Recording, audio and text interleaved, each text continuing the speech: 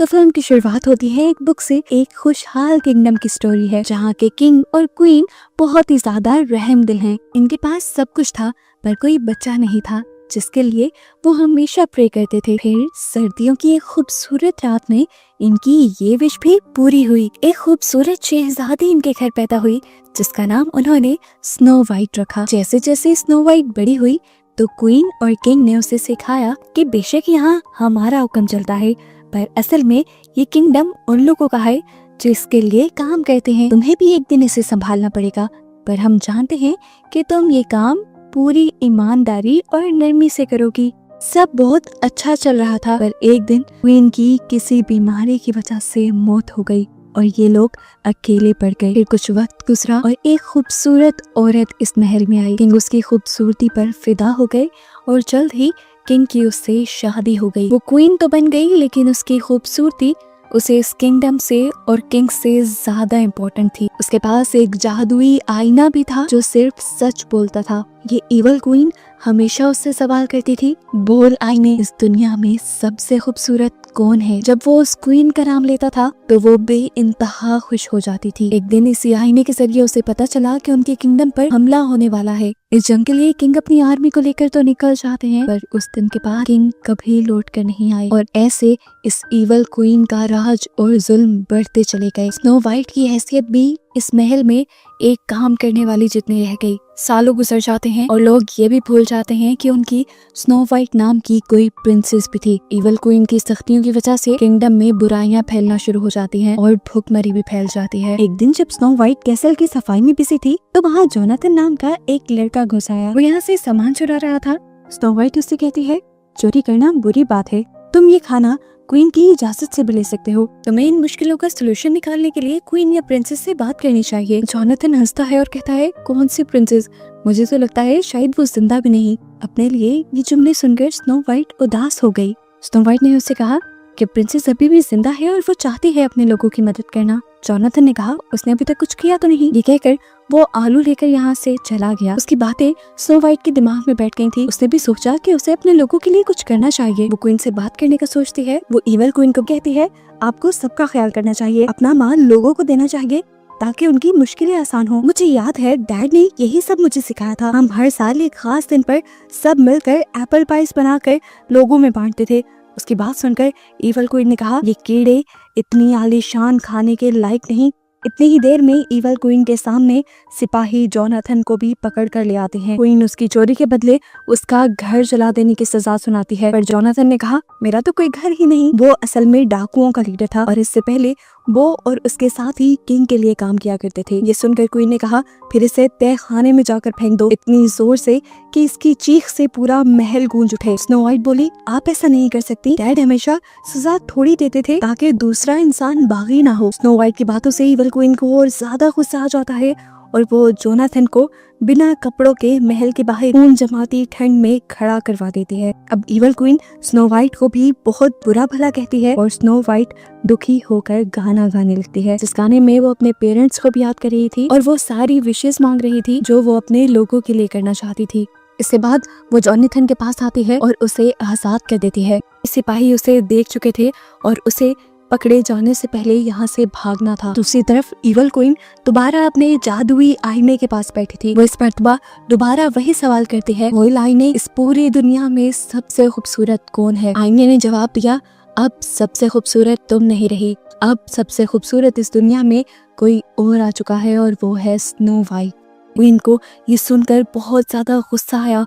वो जेलस हो गई। उसने अपने सबसे वफादार हिटमैन को बुलाया और उसे ऑर्डर दिया कि स्नो वाइट को मार दो और मुझे उसका दिल इस बॉक्स में ला कर दो। हिटमैन ये काम नहीं करना चाहता था क्योंकि स्नो वाइट उसे एक मासूम लगती थी, लेकिन क्वीन ने उसे कहा, तुम नहीं जानते, एक मासूम चेहरे के पीछे वो एक घिनौनी है। डाकुओं के साथ मिलकर वो हमारे किंगडम की खबरें दूसरे किंगडम तक पहुंचाती है। हम देखते हैं कि स्नो वाइट इस टाइम जंगल में एप्पल्स तोड़ने गई थी। हिटमैन उसके पीछे, लेकिन वो स्नो वाइट को मार नहीं पाया। उसने आखिर स्नो वाइट को बता ही दिया कि इवल क्वीन के उसको लेकर बहुत ही खतरनाक इरादे हैं। वो उसको मरवा देना चाहती है इससे पहले कि उसकी जान खतरे में आए। बेहतर यही है कि वो इस किंगडम से दूर भाग जाए। वो उसे ये भी बताता है कि क्वीन को तुम्हारे डैड के बारे में भी कुछ पता है लेकिन वो छुपाए बैठी है। हिटमैन की ये बातें सुनकर स्नो वाइट को भी डर लगने लगा और वो जंगल की घनी गहराइयों में भागने लगी कि रास्ते बहुत खतरों भरे थे। कुछ मिनट बाद उसे नई नई क्रिएचर्स और जानवरों का सामना हो जाता था जो बहुत ही खूनखार थे। आखिर में जाकर उसे एक खूनखार दरख्त मिलता है जो अपनी जड़ों से उसे कैद करने की कोशिश करता है। इससे पहले कि वो दरख्त उससे कोई नुकसान पहुंचाता, नीचे से जमीन खुल जाती है और स्नो वाइट उसके अंदर गिर जाती है। ये कोई और ही दुनिया थी, बहुत खूबसूरत। यहाँ के छोटे छोटे जानवर सभी रहमदिल लग रहे थे जो स्नो वाइट को यहाँ के बने एक छोटे से घर में ले आते हैं।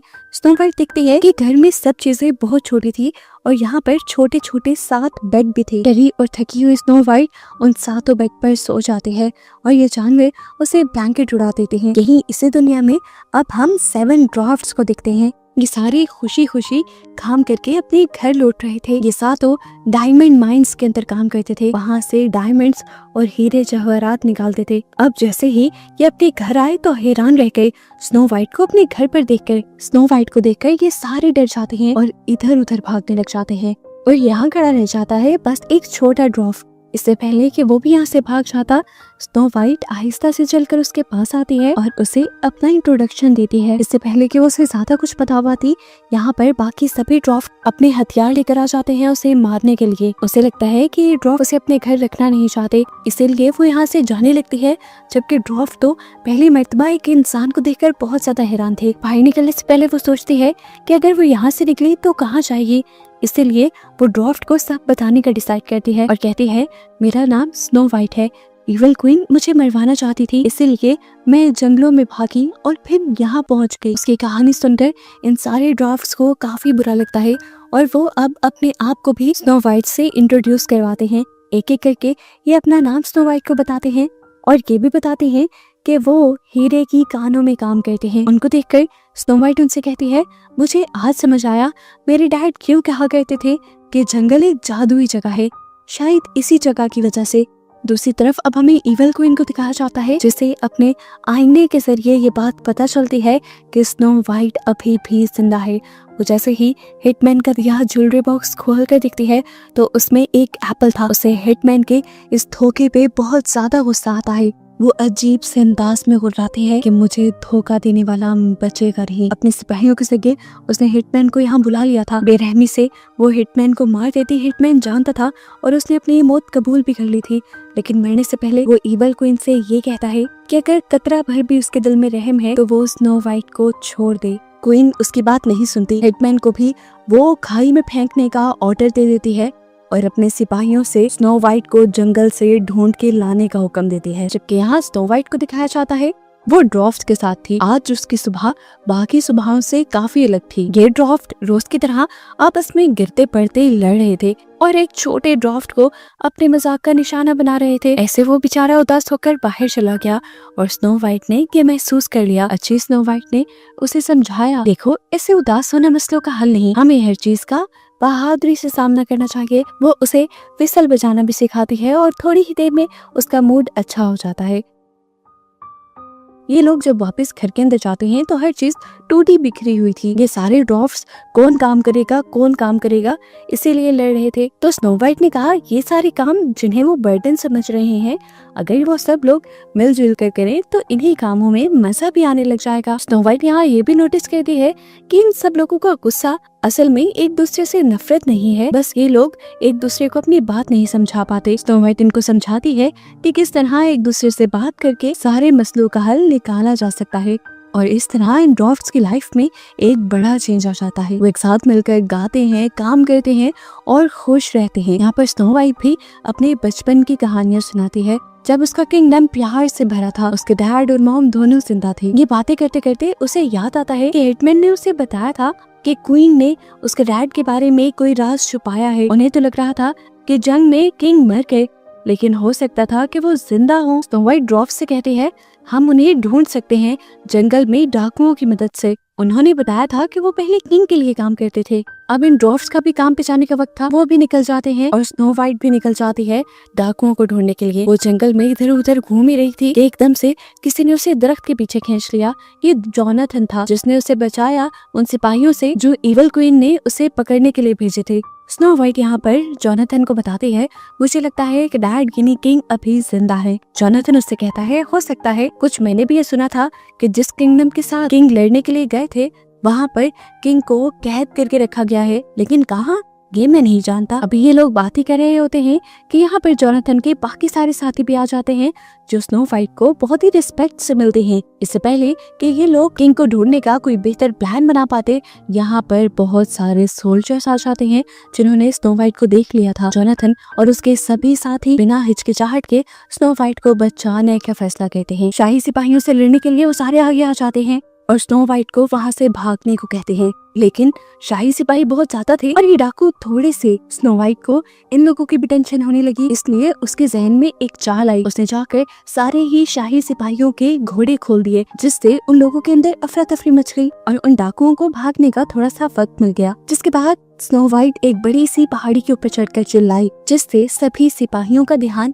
स्नो वाइट पर चला। सिपाही जब ऊंची पहाड़ी तक पहुँचे तो उन्होंने वहाँ जाकर देखा कि वहाँ स्नो वाइट नहीं थी, बल्कि वहाँ सिर्फ एक ट्रैप था और अब स्नो वाइट डाकुओं के साथ मिल चुकी थी। ये लोग भागते हुए घने जंगलों में पहुंच गए और आखिर इनका सिपाहियों से पीछा छूटा। यहाँ आकर जोनाथन स्नो वाइट की बहादुरी की तारीफ करता है और उससे कहता है कि हम हमेशा किंग के लिए ही लॉयल रहेंगे, क्योंकि उनके दौर में हमें हर तरह से आराम था। अब जहाँ पर छुप कर ये लोग बातें कर रहे थे, वहीं पर एक सिपाही भी आ गया। उसने स्नो वाइट को देख लिया और स्नो वाइट के ऊपर एक तीर तान दिया। इससे पहले कि वो चला था, जोनाथन ने उसे देख लिया और स्नो वाइट को साइड पे करते हुए स्नो वाइट का तीर उसने अपने ऊपर खा लिया। जोनाथन के बाकी साथियों ने उस सिपाही को पकड़ लिया और स्नो वाइट ने फैसला किया कि वो जोनाथन को ड्वार्फ्स के पास लेकर जाएगी, क्योंकि उनमें से एक ड्वार्फ का नाम डॉक था। पॉसिबिलिटी थी कि वो एक डॉक्टर हो सकता था, लेकिन ड्वार्फ्स के पास जाने पर पता चलता है कि डॉक कोई डॉक्टर नहीं था, उसका सिर्फ नाम ही डॉक था। उसकी स्पेशलिटी सिर्फ रॉक्स और मिनरल्स को निकालना था।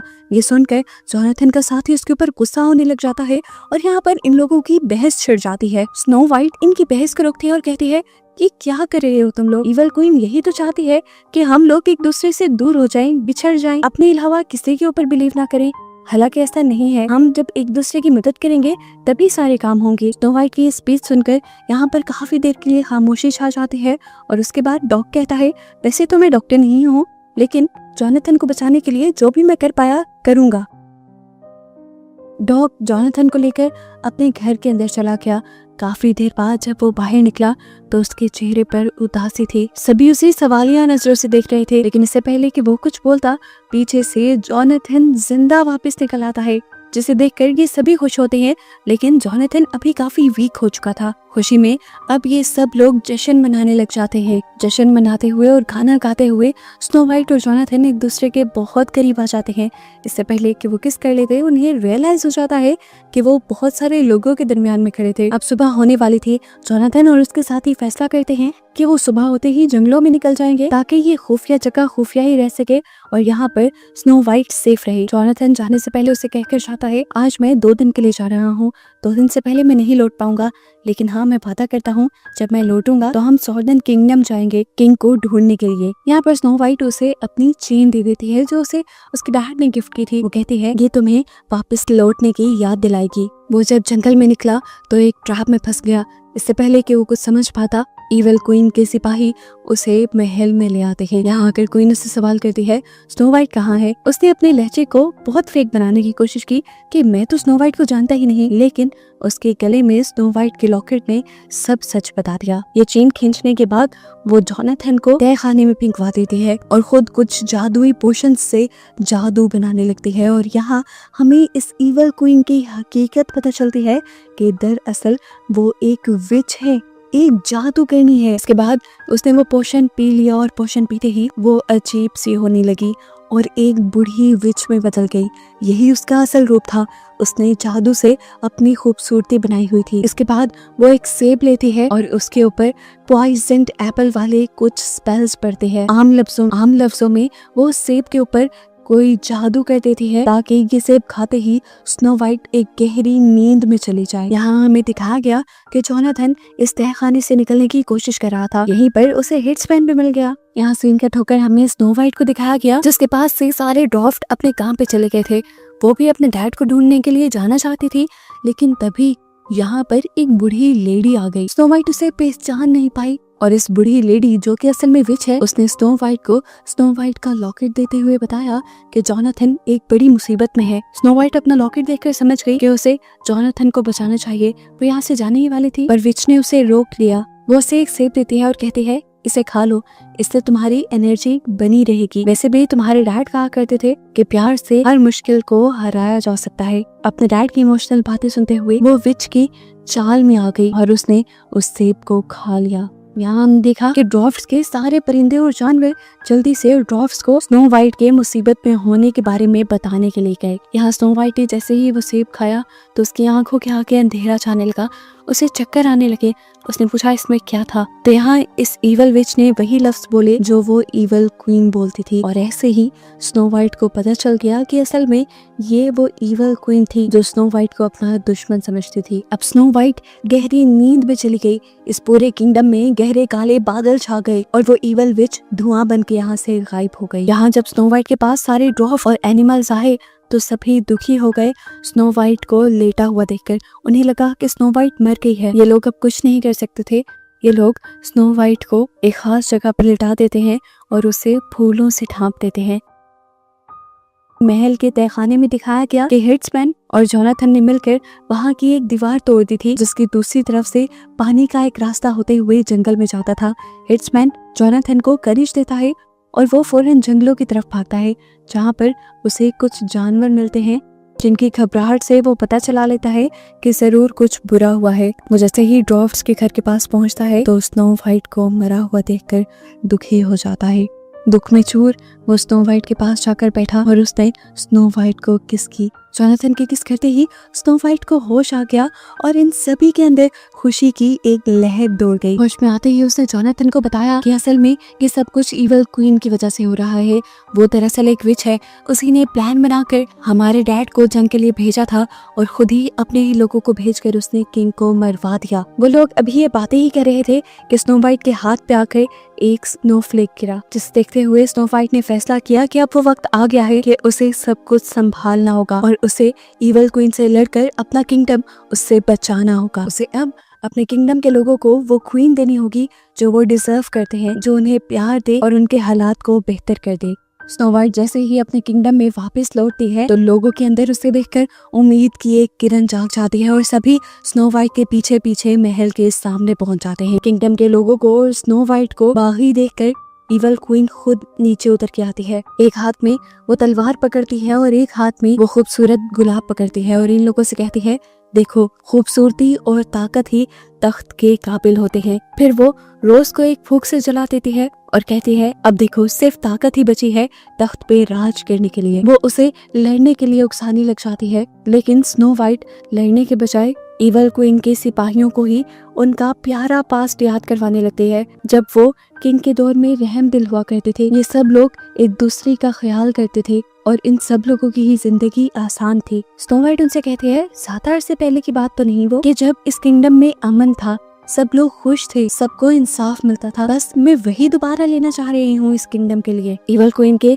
सारे सिपाही अब अपने हथियार गिरा देते हैं और ये शो कहते हैं कि वो अब स्नो वाइट का साथ देंगे। क्वीन ये देखते हुए कि उसकी ताकत तो उसके हाथ से जा रही है, वो स्नो वाइट के ऊपर ही हमला करने लगती है, लेकिन ठीक वक्त पर कोई उसका चाकू ही तीर से उसके हाथ से गिरा देता है और देखने को मिलता है कि ये असल में एक ड्वार्फ था जिसने स्नो वाइट की जान बचाई थी। अब यहाँ पर सभी ड्वार्फ भी आ जाते हैं जो स्नो वाइट और लोगों का साथ देने के लिए खड़े हुए थे। क्वीन गुस्से में महल के अंदर जाती है जहाँ उसका वो जादुई आईना था। जादुई आईना ये सब कुछ देख रहा था। इवल क्वीन इस जादुई आईने को एक और मर्तबा बुलाती है। इवल क्वीन उससे पूछती है, बोल आईने, इस दुनिया में सबसे ज्यादा खूबसूरत कौन है? आईना बोलता है कि सबसे ज्यादा खूबसूरत इस दुनिया में स्नो वाइट है और रहेगी। उसकी खूबसूरती ज़ाहिरी नहीं है, उसकी खूबसूरती दिल से निकलती है। वो अपने इंसाफ और रहम दिली की वजह से लोगों के दिलों पर राज करेगी। वो क्वीन से कहता है कि तुम्हारी ब्यूटी कभी भी तुम्हारे अंदर तक गई ही नहीं, तुम्हारी ज़ाहिरी खूबसूरती कुछ नहीं कर सकती। गुस्से में वो कोई चीज मारते हुए इस जादुई आईने को ही तोड़ देते हैं। आईना हजारों टुकड़ों में टूटता है और इवल क्वीन की बॉडी भी घूमने लग जाती है। काली होकर उसकी बॉडी धुएं में तब्दील होकर उसी जादुई शीशे के अंदर चली जाती है और क्वीन हमेशा के लिए इस शीशे में कैद होकर रह जाती है। और हमें पता चलता है कि इस क्वीन की सारी ताकतें असल में इस जादुई आईने की वजह से ही थी। ऐसे इवल क्वीन के खात्मा होते ही स्नो वाइट अपना तख्त संभाल लेती है। स्नो वाइट के आते ही इस किंगडम में खुशी की लहरें फैल जाती हैं और बस इसी के साथ ये खूबसूरत कहानी यहाँ खत्म।